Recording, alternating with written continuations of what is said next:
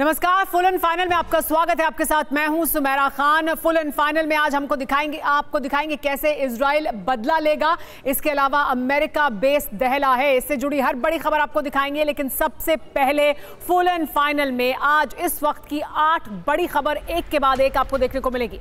Lebanon में सबसे बड़ी खबर इस वक्त की है कि लेबनान में हिजबुल्लाह के ठिकाने पर आईडीएफ ने अटैक किया है। हिजबुल्लाह का रॉकेट बैराज किया है तबाह। इस रॉकेट हमले में हिजबुल्लाह के ठिकाने पर आईडीएफ का यह बड़ा अटैक, हिजबुल्लाह का रॉकेट बैराज ही तबाह कर दिया गया इस हमले के दौरान।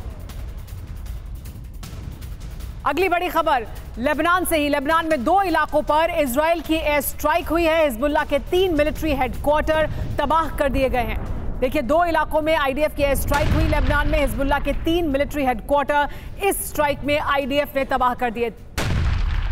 तो देखिए, ये 2 बड़ी खबर इस वक्त की, जहां पर आपको दिखेगा कि ऐसे लेबनान में 2 इलाकों पर इजरायली डिफेंस फोर्स ने हमला किया।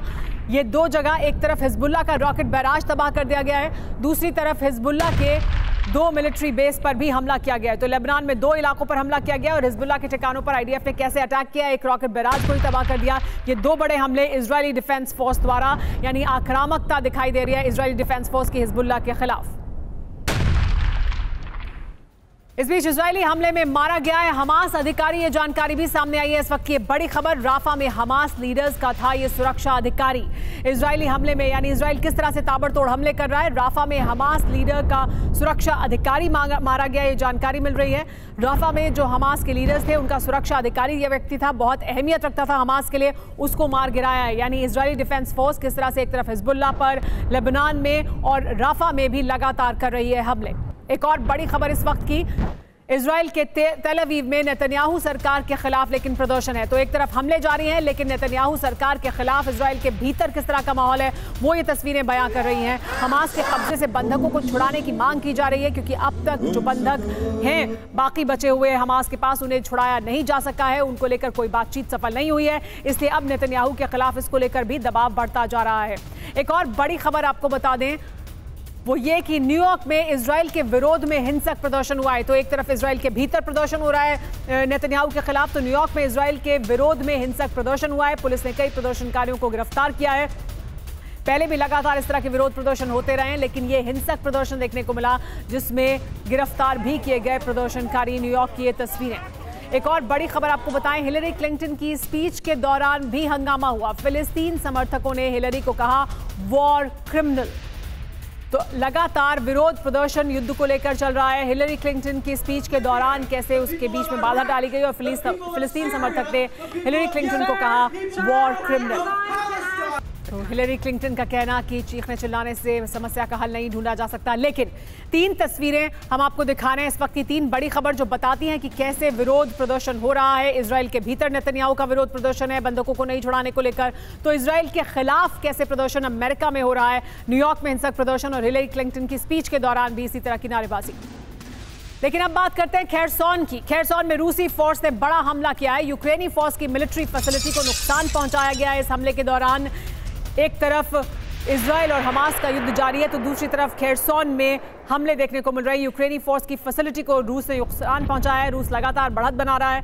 एक और बड़ी खबर भी यहीं यूक्रेन के युद्ध के मैदान से सामने आई है, वो भी आपको बता देते हैं। यूक्रेनी सैन्य बेस पर ग्लाइड बॉम्ब से हमला किया गया है। रूसी बॉम्बर्स में यूक्रेनी सेंटर को तबाह कर दिया गया। देखिए किस तरह से रूसी बॉम्बर ने यूक्रेनी सेंटर को तबाह किया है। रूसी बमबारी में यूक्रेनी सेंटर को किस तरह से नुकसान पहुंचा, वो तस्वीरें बयां कर रही हैं।